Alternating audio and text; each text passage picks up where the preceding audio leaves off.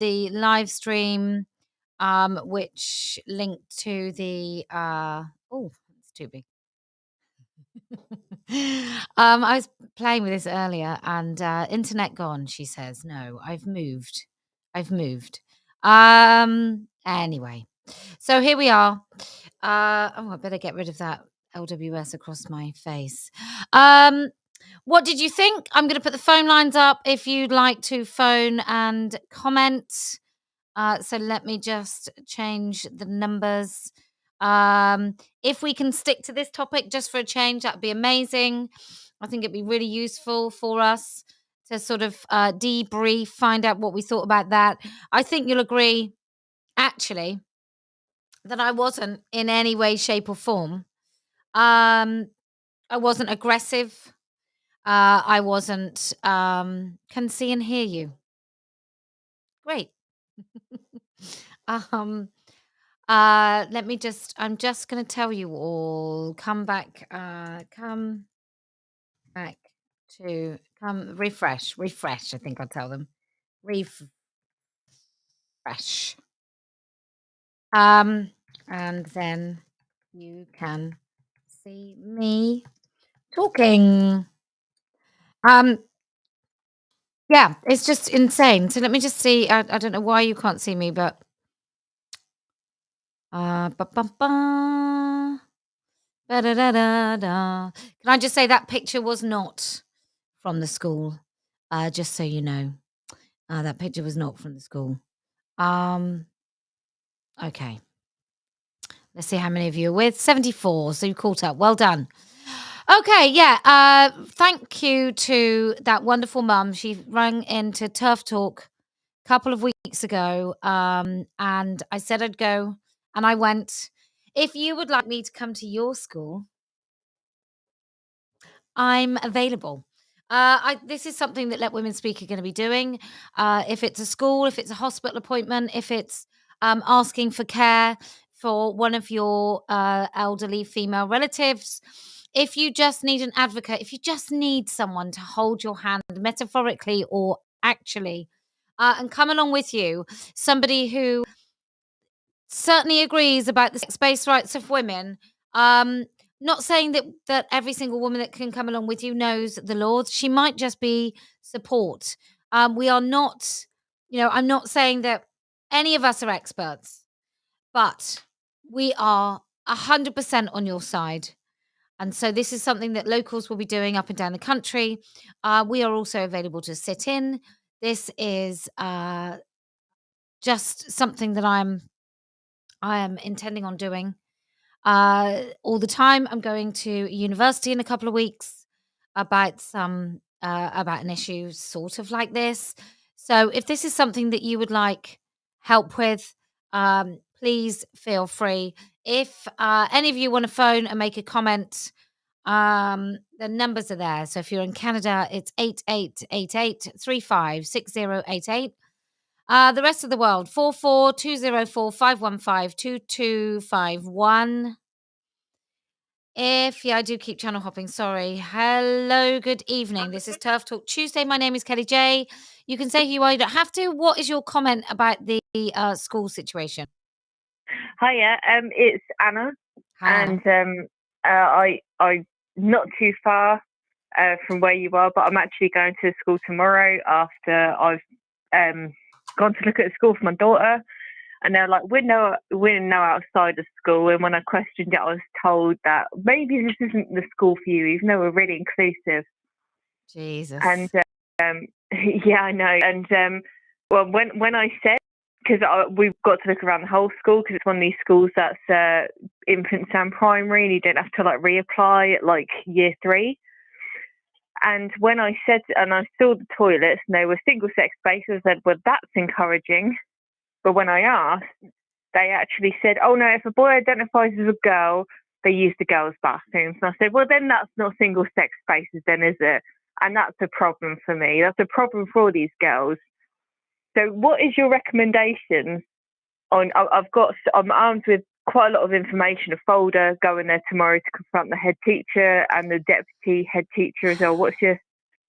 I think it's really difficult actually when Like, I think the reason that if you can take someone with you, take them. If you're not too far away, I'll come.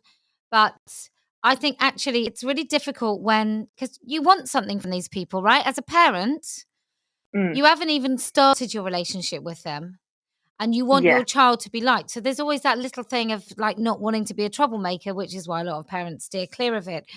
But I think just asking them about, maybe not even asking them so much about the trans stuff, but asking about the girl focused stuff, because I think what's become apparent, Anna, through all of this, and I'm sure it has for you. I don't think I'm like some sort of soothsayer for understanding this, but I think what we know is that in all these flipping conversations, nobody thought about girls. Everybody thought about the poor boy who thinks he's a girl, and isn't that so massive? And nobody actually thought about girls. Like when they decided, and my youngest son is 15, so when he was still at primary school in year 5, so what's that, 5 years ago, I knew a member of the dinner lady staff who said that they were no longer allowed to use girls and boys. That was back then. That was the kind of support stuff. So I think maybe just asking about language, maybe just asking if there were repercussions if your son calls a girl who wants to be a boy. I think those things are interesting. But honestly, I think when it comes to no outsiders, because in their own words, they like to penetrate all the way through the curriculum. It's not just lessons, it's crazy. it's everywhere. I mean, it's meant to be a Christian school. And I was just like, look, I'm not a Christian, but I'm quite happy for my child to go to a Christian school because that's how I was brought up, and it's done me no harm. It was a brilliant school, and apart from that, it's just this. And I mean, I'm going there tomorrow. If you want to come, you're more than welcome to. But let me know where you are. Tell me through locals where you are. Yeah, we'll do. But yeah, I'm not too far where you were last time, to be fair. But okay. Yeah, but it's just it's frustrating because my daughter's not even in school age yet. She'll be going to school next year. And when I confronted this, and it was just like, well, maybe it's not for you if you're not inclusive, basically. And I said, well, you're excluding girls by doing this. Those girls didn't consent to having a boy in their classroom. Well, look, my daughter went to 2 primary schools because we moved from Bristol to where we live now in Wiltshire. And one of the primary schools, they just started gaslighting. They just, all of a sudden, the head teacher was coming in and teaching. This is a Church of England primary school. And before that, she was in a Catholic school. Now, the Catholic school, they had no changing rooms. Kids had to change in the classrooms. And in this school, like primary age girls, which is when some girls start developing, and they're in having to get changed. Like, why is nobody caring about girls and boys? But girls are my main concern, really, when it comes to this. I know what it was like when I was 10 to have a load of boys looking under the toilet door. Like, it's nuts. It's just mad. It really is. And it's just this coercion, because then they're teaching the offset to children, to girls specifically. You've got no boundaries. And if you say something, then you're the bigot and you should be excluded from society. Yeah. Well, I'm not a person that's just going to take that line down. I'm not going to lie. I'm very much not in favour of that. No. Well, I went and saw the teacher. So the reason I heard about that, my kids tell me everything anyway. But my daughter said that she'd said that a man was weird. And what she'd actually said, that if there was a man who the teacher had called a trans woman in a female-only changing room, my daughter said she thought he was weird. And she got told off because it's not very Christian, apparently, to call someone weird. And I said, you just totally erased her boundaries. Because then if she is in a female-only space and some man decides to get undressed or is staring at her or making her uncomfortable, she can't come to you anymore. How do you know she hasn't totally erased that sort of alarm system for everything? Like, it's so maddening. And then to top it all off, they recommended that if you needed further assistance, you could contact mermaids. Oh my God. Are they joking? Are they actually having a laugh? That's ridiculous. Well, I think nowadays schools are more frightened right now. Schools are more frightened about accidentally releasing somebody else's email address to you than putting a boy into a girl's changing rooms. You know, and we know how that ends up. We know how that ends up. You know, then they're like, they'll probably be like, well, it's not happening in primary schools. And that's the thing. They're not thinking straight. it's not happened in primary schools, but you're going to let it happen in primary schools if that's the case. We already know it's going on in secondary schools. Are there any other schools? Because I think if before you even sign up, you know that they're no outsiders and they're going to be horrendous. Are there any other schools near you? Well, we're gonna have a look, but my problem is just like, you know, this is the cohort of children that my daughter's going to grow up with. Yeah. And I'm a bit like, no, we need to let girls have their boundaries. Otherwise, we're teaching them they have no rights at all. And so I'm very much, I'm probably not going. The chance I'm probably not going to put her in that school, but it's very personal. Yeah, because it's a school that I went to. It's a school that my sister went to, even my dad went to. It's like a very local school for us. And also, it's just like, stop teaching children this utter. I could put a lot of it swear words in that. I won't. But they're teaching them such dangerous stuff. It is dangerous, 100%. Well, it's the opposite of the Midas touch, anyway. Isn't it? It's the opposite of Midas touch. Like, everything this ideology touches turns to shit. I think that's. I don't think we can use any other words. I just think it really does. I think it's grooming. I think that the architects of most of this have got nefarious intent. But anyway, good luck. Let me know where that is. Send me an email. Yeah. Cheers, lovely. Will do. Bye. Take care, darling. See you later. Bye. Bye. Bye. Oh gosh, I can see I'm going to be busy. But you know, this is what we do. What's the point of saying let women speak, and then in the really important situations, women just don't feel that they can speak because they can't say the things that need saying to these people. It needs saying. You know, good afternoon, good evening. This is Terf. It's not Terf Talk. I don't even know what I'm talking about. Okay, what would you like to say about the school situation? Yeah, hi there, Kelly. It's Taylor Advocate. Yeah, I was listening to the recording and just fucking fuming. Excuse my French.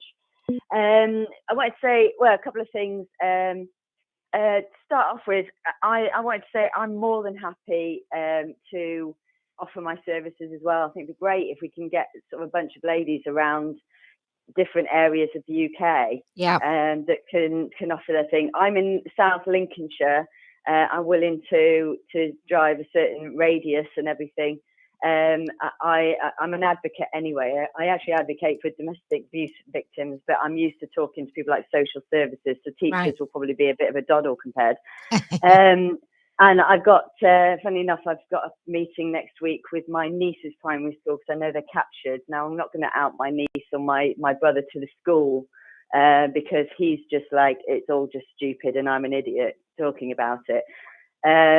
But I'm not too concerned about going on my own because I managed to somehow sort out my kids' secondary school and they backed away from it. But yeah, I just wanted to offer my services. Thank you.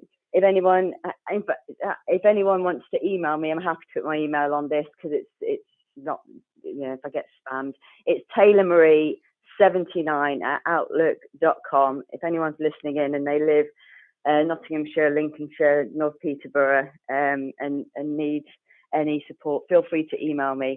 But I thought I'd just put that out there. Great job there, Kelly. And those teachers are a complete and utter farce. How dangerous! It's absolutely awful. I know.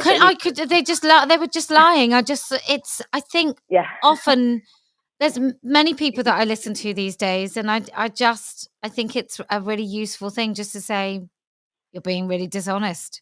Like, let's not just beat around the bush here. They just lied to her face. They tried to pretend that book was nothing to do with the program and the No Outsiders curriculum, but it's a No Outsiders book. They're just absolutely full of it.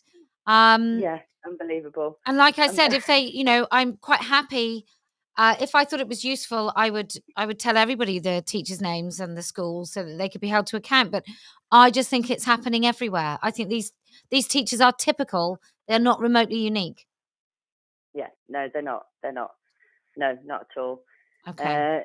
It's just disgusting. So yeah, well, I'm willing to help out in it anyway. I love confrontation. I'm a bit like you, Kelly. So I don't know what you mean. Anyway. I can't believe you said that. Jesus. On that note, lovely to talk to you. Cheers. Bye-bye. Hello, good evening. This is Kellie-Jay. What comment would you like to make about about the school. You can say who you are, you don't have to. What would you like to say? Hello, I'm Barb. I used to be a teacher until a few months ago, and I was in a secondary school, part of the Girls' Day School Trust, and it was very clear that in the absence of guidance from the government, that schools were pretty much making it up as they went along. Yeah. So taking guidance from Stonewall. And I remember one training session that we had, which was actually given by the so-called experts in the school, and these were the sixth formers. So the sixth formers were providing training to the teachers on gender ideology and what use of pronouns and how people should be addressed. They built a new block of a new building in the school, and the toilets were gender neutral. And I challenged this, I questioned it, and I was told that this was fine, this was not going to be an issue, and it met government guidance for all sorts of buildings, and this was not a problem. And what happened one day, because it was a girls' school through, we didn't really have any problems with boys coming through, but it was on the Saturday when the school was open for an open day, and a 7-year-old girl was in one of these toilets, because we take the school takes children from the age of 3 all up to the age of 18, and she left, because she was a small girl, she left the door open. Next thing you know, a father gone into these gender neutral toilets and walked into her toilet. Wow. And she was using it. So this wasn't considered at all, and very much everything was brushed under the carpet. One of the sixth formers was delivering a talk on the polycystic ovary syndrome. Great thing to be talking about. However, at the end of it, she said, so whether you're male or female, and if you have polycystic ovary syndrome, and then I spoke up and I said, because there were some quite young girls, year 7, in this room, and I said, obviously, if you're male, this can't happen to you. You have to be female, because only women have ovaries, and so only women can get polycystic ovary syndrome. Next thing I know, 2 hours later, I'm hauled in front of the deputy head, berated and castigated for providing misinformation to the students, because I'd said that only women can have ovaries. And it was absolutely disgusting. And in the end, they pretty much engineered it so that I had to leave, pretty much. But it was absolutely difficult. They wanted to get drag queen story time in to talk to for the 3 and 4 year olds. Pretty much the sixth formers were leading on this in the absence of any guidance, and it worried me. So in your school, it was sixth formers. I think in a lot of schools, their budgets are tight. Newer teachers are cheaper teachers. Cheaper teachers and newer teachers have just been through university. Universities are captured. All the teaching courses are captured. Anybody trying to sell anything into a school has to tick all these boxes to get government funding. And therefore, this ideology kind of has no choice but to grow and to be spread, because every single system that should be set up to safeguard against it is totally captured. It's absolutely, and people like me in my 50s, and they're saying, actually, no, we need to be questioning. I've been teaching 25 years, are being pushed out as old dinosaurs, and no longer relevant, to society in terms of what we believe, because we are not with the program, or our belief system is old fashioned. And would you ever think of writing your own syllabus? Because I think there's going to be, there is a need for it. Like those two teachers said that they'd looked at different groups who just provided kind of do's and don'ts as opposed to genuine resources. And schools are, I think a lot of teachers are, and I'm sorry to say this to your face, quite lazy. And they're not designing their own syllabuses, and they're not doing their own research. And when I trained as a teacher, maybe it was a lot easier and less bureaucratic, but we had to do our own lesson plans and do our own research. And now it just seems that they just want to be, I don't think they should be doing any of it. I don't think Kumbaya makes anyone a nicer person by sitting around in a circle time and saying how to be a nice person. I don't think that helps. I think so. But I think the problem is Stonewall. And I think that Stonewall has captured, in the absence of having Stonewall jumped on the bandwagon a few years ago, and went into and captured all of these schools and got these teachers in and provided so-called training. Now, I was sent on one of these training courses, and I used to have quite an input in Stonewall back in the earliest days. Anyway, so I went on and I thought, well, I'm a bit, maybe my information is out of date and I need to, find out what's going on. And it was absolutely disgusting, being told that puberty blockers were completely reversible and, all sorts of misinformation was being provided. And, I had to challenge every single thing. And in the end, I ended up practically running it because my information was not out of date. It's just what they were being told was so complete, 78 genders or whatever it was, that thing was brought up again. Mad. And this is what people are then taking back to their peers and providing training on this to their peer group. And so, they're believing that these people are the experts. And this is what's happening. It's happening not just in schools, but in, big companies across the country. And this is what's happening at Stonewall. Yeah, I totally agree. They've sort of put the business model up that you can earn a few quid by pretending your ideology is some sort of newfangled civil rights movement, which I think is essentially what they did. And they're almost treated as though they're another government department, in terms of, the respect that they have, because there is nothing else. They're not treated as a campaigning group, as a lobby group in the way that they should be. No. Oh gosh, how depressing. But I just thought I'd put this. If the Girls' Day School Trust is captured, it's really quite concerning because they deal with girls only, and yet we're expected to endorse all of this, and they're quite influential with the government as well. Horrendous. Well, thank you for calling in. Sorry to hear about your teaching career. Cheers. Bye-bye. Hello, good evening. This is Kellie-Jay. You can say who you are. You don't have to. What would you like to say about the schools today? Hi there. I'm ringing up. Basically, I'm not going to say who I am. I rang before a long time ago about my daughter's school. We took our complaint to the Board of Governors, and the Board of Governors sided with the school. But listening to the whole talk that you had, it was almost identical. They thought that gender identity was a protected characteristic. They believed everybody had a gender. They didn't think it was a belief system. It was all really, it was like listening to the same conversation that I had. I don't know where to go from after the Board of Governors. Can we not sue the school for sex discrimination then? If they've taken away your daughter's right to single-sex spaces? Yeah. Well, it's a single-sex school. It's a girls' school. So some of them... Go on. Yeah. Can you remind people what the snapshot is of what the aside from them being captured, what was it that inspired you to complain?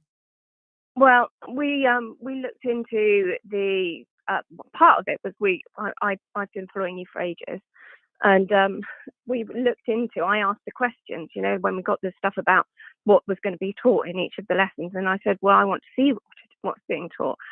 And one of the videos that they played is called Jay's Story. You can watch it on YouTube. Yeah. And it has a girl who identifies as a boy, and it takes you through this whole thing where she gets a binder from Mermaids, and she goes and then takes puberty blockers, and she says they're completely reversible, and all this absolutely, I could not believe it. They literally played it to my daughter's year last I don't know, about 6 months ago, last term, in the summer term last year. I mean, I was really shocked by it, but the thing that they kept saying is that the DfE say it's part of the statutory curriculum.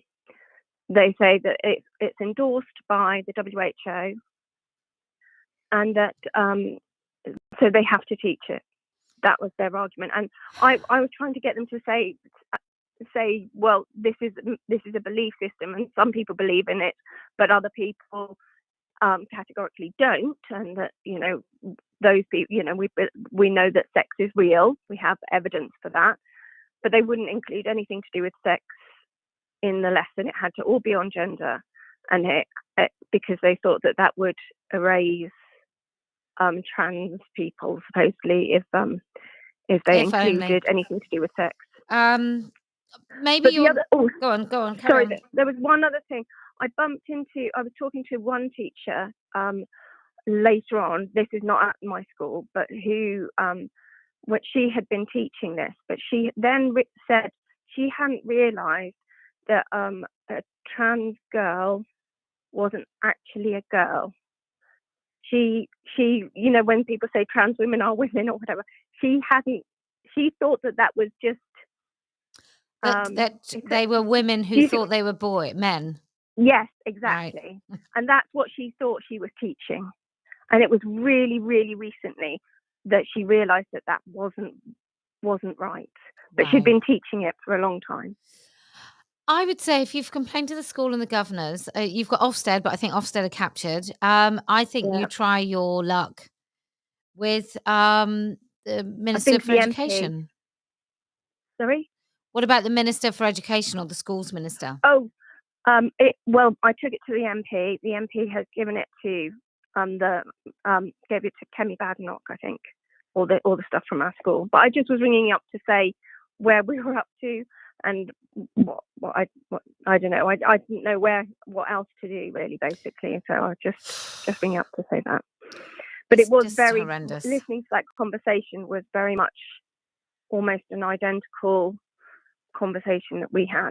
So well, that's what happens when you're in a cult. That they all have these sort of programmed answers, and they have exactly the same misinformation, don't they? Yeah, and they just use words like inclusive and we're all here for everyone, and you're like, no, you're not. You're not including anybody who disagrees. Totally. And I'll tell you what really annoyed me, and it annoys me a lot about teachers actually these days, and that's that they don't they don't teach for the love of teaching and learning. Like, when have you ever heard a teacher say that lately? They do it because they're really proud of the difference they celebrate at school. And I'm thinking, for the love of God, 95% of children who have an autism diagnosis are ostracized in school and have a real massive difficulty in actually sustaining or making friends. And so don't tell me that this idea of, little Tommy in a wheelchair, when most children probably don't have anybody at school in a wheelchair, doing a story about little Tommy in a wheelchair is not going to make those children more accepting of difference or disability. It's just going to mean that you feel a bit better about yourself. But actually, when it comes to the real difficulty for most children at school, it is things that you just can't teach. And the way that you teach is you have really good safeguarding. You have really rigid boundaries. You have really clear and concise rules and discipline in the school. And then because you've got those things, the teaching just becomes easier because everybody is ready to learn. I don't see why that's particularly complicated. And I don't see why schools don't cherish the love of learning that they foster in children rather than a massive, great, big, horrible rainbow as soon as you walk in a classroom. Yeah, I agree. I think it's they have the teachers who go for the RSE jobs, they're all the ones who are captured. Yeah. And the other ones just keep their head down and ignore it and hope it goes away and that's what's happening. I met a sixth form teacher and she was head of sixth form at a local school called Clarendon. And I said, what made you get into teaching? She goes, I've always been a social justice warrior. Oh my God. God. Like, what's that got to do with teaching? Yeah. And what about getting children to want to learn? It's so mad. It's so mad. But that's where we are. Yeah. I think it's going to take. You're very welcome. And thank you for your call. It was lovely to talk to you. Thank you so much. I think it's going to take loads of us to have these challenging conversations with teachers in school to get it stopped. Because teachers belong to unions. So what you need to do, is piss enough teachers off that it annoys them so much that they do something about it. Let's make them uncomfortable. Let's have difficult conversations. I'm not talking about like harassment. I'm talking about book in your conversation, have a face-to-face meeting. Let's make these teachers so uncomfortable that they make a fuss. Let's make these teachers so uncomfortable teaching this bilge that they no longer want to teach it, that they go back to their unions and they complain and they say it's untenable. We can't keep teaching this stuff. Or that they keep complaining to their head teachers. Or let's make them all visibly shaken so they can't attend faculty meetings.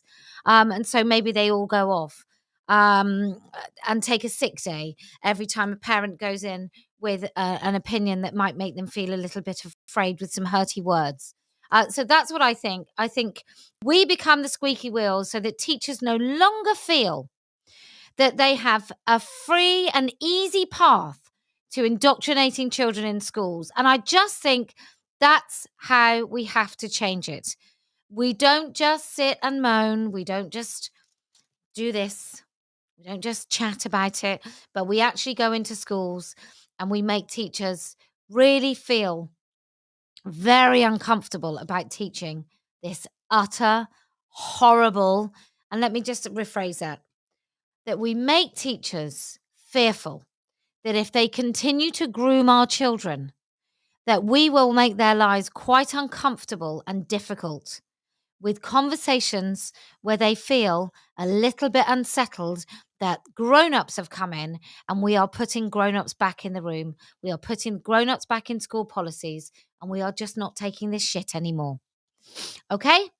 So that's what I'm going to say to you. I hope that none of you enjoyed the conversation, but I hope it was a really clear example of just exactly what is going on in our schools, in your school. If you haven't had a conversation about it with really direct, straightforward answers to really direct and straightforward questions, I promise you it's going on in your school. Have you read the policies? If you haven't read the policies, can you even say that you're a decent parent? So that's what I'm talking about.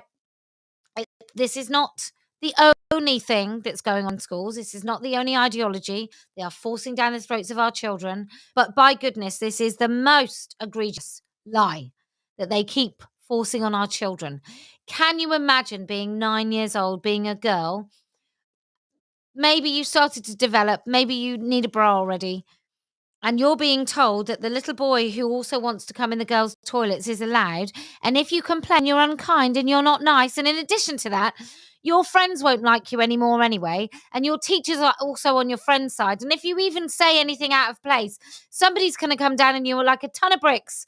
And the teacher that you previously loved, that was really nice, that you designed a special Christmas card for her, she's going to tell you that it's unkind, that it's not nice, that it's bullying to actually say that that is a little boy and you'd rather him not come in your space. So this is what we're doing to our children. I can't tell you the nightmares I have about what this means for a generation of children that cannot put their feet upon the foundation of truth. It is just like, I don't even think we can imagine what the consequences of that might be. Anyway, everything I do here is not monetized. Everything we do for women, all the support we offer, whether it's our Let Women Speak events or whether it's Let Women Speak while I sit beside, or something a bit more snappy.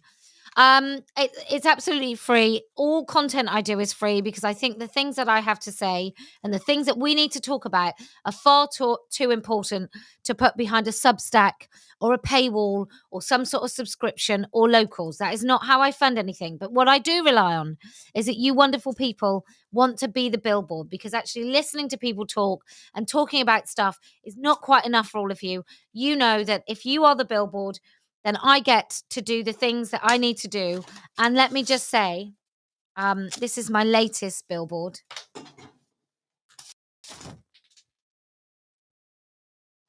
How amazing is that? Anyway, it is called the Brolly Dog. So if you want one of those. Anyway, if you love what we do and you want to help us be the billboard by being the billboard, then I promise we will win. If you can keep and hold your temper, use it wisely. But if you can look people in the eye and you can hold them to account, then I promise we will win. And if you finally can help us look people in the eye and hold them to account, then I promise we will win. And do you know why else we're going to win? Because I never lose.